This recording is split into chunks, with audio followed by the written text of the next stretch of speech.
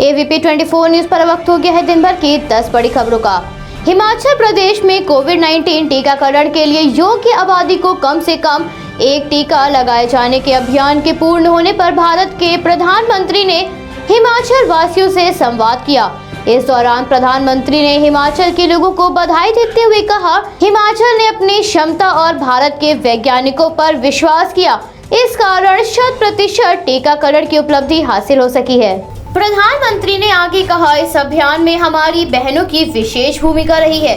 स्वास्थ्य कार्यकर्ता सभी देशवासियों का परिणाम है और उन्होंने भारत के वैज्ञानिकों और अपने उसूलों पर विश्वास किया तो ये मुकाम हासिल हुआ है। इसके साथ ही प्रधानमंत्री ने जयराम सरकार की व्यवस्था की तारीफ करते हुए कहा, कठिन भौगोलिक स्थिति और टीकाकरण की वेस्टेज के बिना लक्ष्य को हासिल किया गया है। वैक्सीनेशन को लेकर किसी भी अफवाह को टिकने नहीं दिया गया। हिमाचल इस बात का प्रमाण है कि ग्रामीण समाज किस प्रकार दुनिया के सबसे बड़े और सबसे तेज टीकाकरण को सशक्त कर रहा है। इसके साथ ही प्रधानमंत्री ने दवाई ले जाने के लिए ड्रोन के उपयोग पर भी जोर दिया और कहा, ड्रोन तकनीक हिमाचल के लिए बहुत उपयोगी होगी।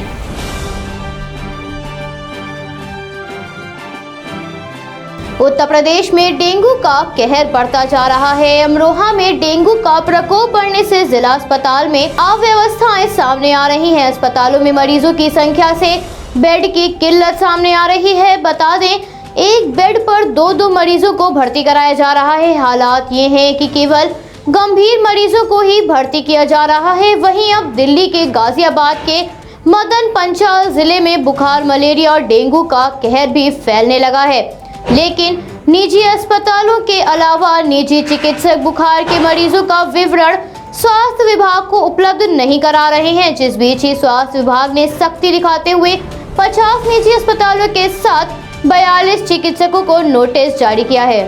नोटिस में चेतावनी देते हुए कहा गया, प्रतिदिन बुखार, मलेरिया और डेंगू के आने वाले मरीजों का पूरा ब्यौरा विभाग को दिया जाए और ऐसा न करने पर पंजीकरण निरस्त करने की चेतावनी भी दी गई है। वहीं अस्पतालों में डेंगू का लार्वा चेक कराए जाने के निर्देश भी दिए गए हैं। इसके साथ ही जिले के लैबों को संबंध में नोटिस भेजकर प्रतिदिन डेंगू, मलेरिया, टाइफाइड जैसे मरीजों की सूची भी मांगी गई है। उत्तर प्रदेश के मुरादाबाद में हालात बदतर होते जा रहे हैं। जो मरीज गंभीर नहीं है उन्हें डॉक्टर 3 दिन की दवा देकर घर भेज रहे हैं।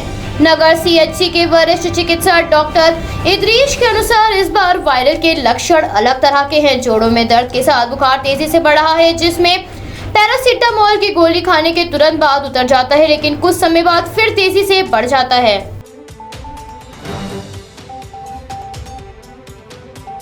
केरल को छोड़ भारत के विभिन्न राज्यों में कोरोना महामारी नियंत्रण में आ चुकी है, जिसके बाद राज्य सरकारों द्वारा लॉकडाउन समेत तरह तरह की सुविधाओं में छूट दी जा रही है।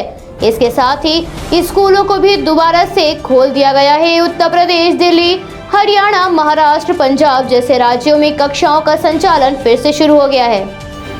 वहीं कोविड-19 प्रोटोकॉल का ध्यान रखते हुए असम में भी कक्षा 12 के बच्चों के लिए स्कूल और कॉलेज आज से खोल दिए गए हैं, लेकिन राज्य के स्वास्थ्य विभाग ने स्पष्ट किया है कि 18 साल से कम उम्र वालों को छोड़कर अगर कोई भी व्यक्ति अब तक कोरोना की खुराक नहीं लिया है तो उसे परिसरों में प्रवेश करने की अनुमति नहीं दी जाएगी। जम्मू और कश्मीर सरकार ने कक्षा 10 और 12 के लिए स्कूलों को फिर से खोलने की अनुमति दी है। इसके साथ ही राजस्थान सरकार ने भी 1 सितंबर से छात्रों के लिए स्कूलों में कक्षाएं फिर से शुरू कर दी हैं।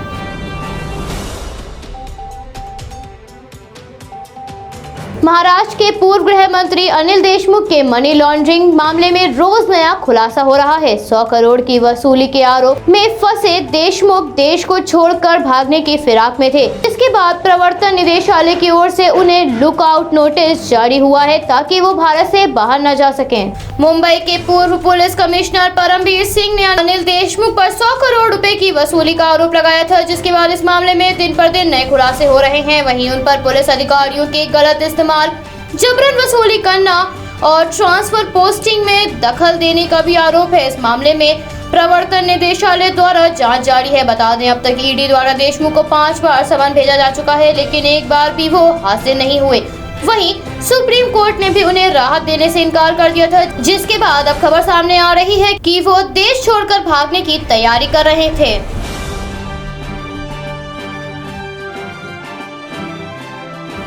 भारत में भारी बारिश के चलते मौसम में भारी बदलाव दर्ज हो रहा है। विभिन्न राज्यों में भारी बारिश के कारण कई जगह जल भराव की समस्या उत्पन्न हो गई है।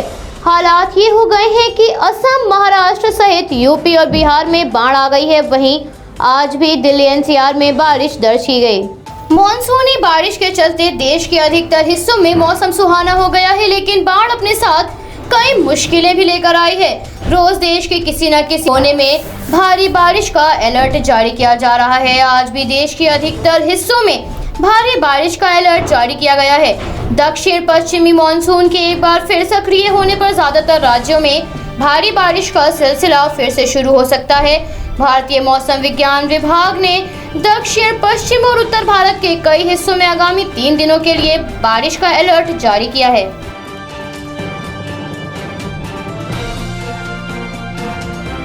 कोरोना की दूसरी लहर का असर कम हो गया है, मगर संक्रमण के मामलों में उतार चढ़ाव का सिलसिला बना हुआ है। पिछले 24 घंटों में कोविड-19 के 38,948 मामले सामने आए और 219 लोगों की संक्रमण के चलते जान चली गई है। 43,903 लोगों ने महामारी को मात दी है। इसके साथ ही एक्टिव केसेस की संख्या 4,04,874 हो गई है। 4,40,752 लोगों की महामारी से जान जा चुकी है। 3,30,27,621 लोग अब तक महामारी से संक्रमित हो चुके हैं और 3,21,81,995 लोग स्वस्थ हुए हैं और 58.85 लोगों को बीते 24 घंटों में कोविड-19 का टीका लगाया जा चुका है।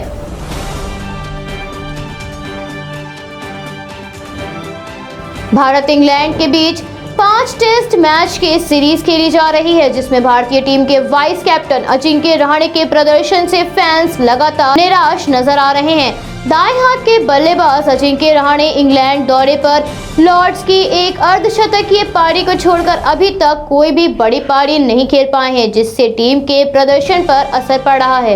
इंग्लैंड के साथ जारी चौथे टेस्ट मैच में भी उनके बल्ले का जादू देखने को नहीं मिला। वहीं पहली पारी में 14 रन बनाने के बाद रहाणे दूसरी पारी में बिना खाता खोले ही आउट हो बैठे। रहाणे की कमजोर बल्लेबाजी के चलते टीम इंडिया के मध्य क्रम को काफी संघर्ष का सामना करना पड़ रहा है। मैच के 5वें दिन इंग्लैंड के सामने 368 रनों का लक्ष्य भारतीय टीम ने रखा। अंतिम दिन इंग्लैंड ने 77 रन पर 0 विकेट के नुकसान के साथ शुरुआत की। रहाणे के फॉर्म में न होने के साथ ही टीम को एक और झटका लगा है। टीम इंडिया के मुख्य कोच रवि शास्त्री सहित स्पोर्ट्स स्टाफ के 4 सदस्यों को आइसोलेट कर दिया गया है।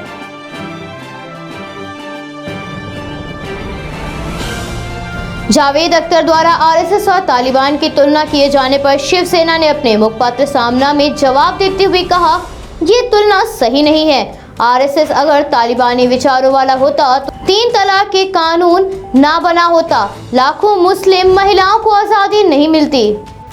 आगे शिवसेना ने अपने मुखपत्र सामना में कहा, देश में बहुसंख्यक हिंदुओं की आवाज को दबाया ना जाए। हमारे देश को हिंदू राष्ट्र बनाने का प्रयास करने वाले जो संगठन हैं, उनकी हिंदू राष्ट्र निर्माण की अवधारणा सौम्य है। जावेद अख्तर अपने मुखर बयानों को लेकर जाने जाते हैं। देश में जब जब राष्ट्रद्रोही विकृतियां उफान पर आती हैं, जावेद अख्तर उन लोगों के मखौटे फाड़ते हैं। कट्टरपंथियों की परवाह किए बगैर उन्होंने वंदे मातरम गाया है। फिर भी संघ की तालिबान से तुलना हमें अस्वीकार्य है।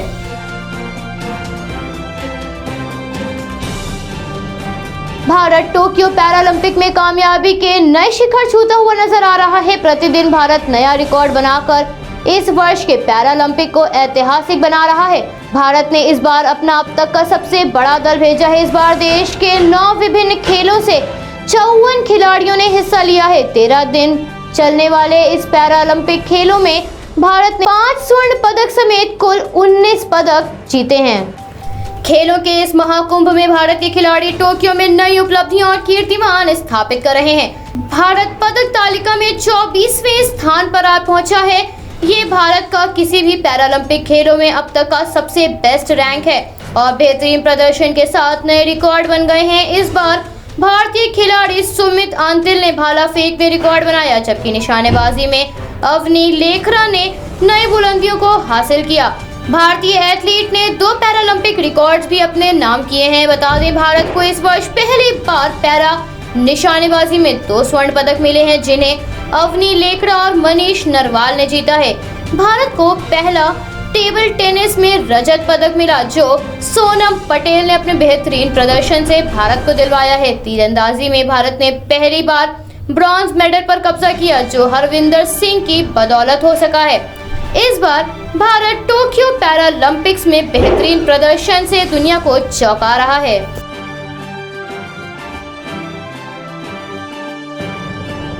तालिबान के अफगानिस्तान के सभी प्रांतों पर कब्जा करने का दावा किया गया है, जिसके बाद तालिबान जल्द ही सरकार गठन का फैसला करेगा, जिसके मद्देनजर संगठन ने चीन, पाकिस्तान, रूस, ईरान, कतर और तुर्की को सरकार गठन के कार्यक्रम के लिए न्योता भेजा है। इससे तालिबान ने साफ कर दिया है कि देशों की सरकारों ने पहले ही संगठन से संपर्क साधा था। बता दें, इसके साथ ही चीन, रूस, तुर्की और पाकिस्तान के दूतावासों का काम अफगानिस्तान में अभी भी जारी है। हालांकि भारत से तालिबान का अब तक कोई आधिकारिक संपर्क नहीं हुआ है। बीते दिन तालिबान के प्रवक्ता जबीउल्लाह मुजाहिद ने सरकार गठन को अगले सप्ताह तक स्थगित करने का ऐलान किया था, जिस पर उन्होंने कहा था, तालिबान एक ऐसी सरकार बनाने के लिए संघर्ष कर रहा है जो समावेशी और अंतर्राष्ट्रीय समुदाय को स्वीकार हो। तालिबान के आगामी कुछ दिनों में काबुल में नई सरकार के गठन के कयास लगाए जा रहे हैं।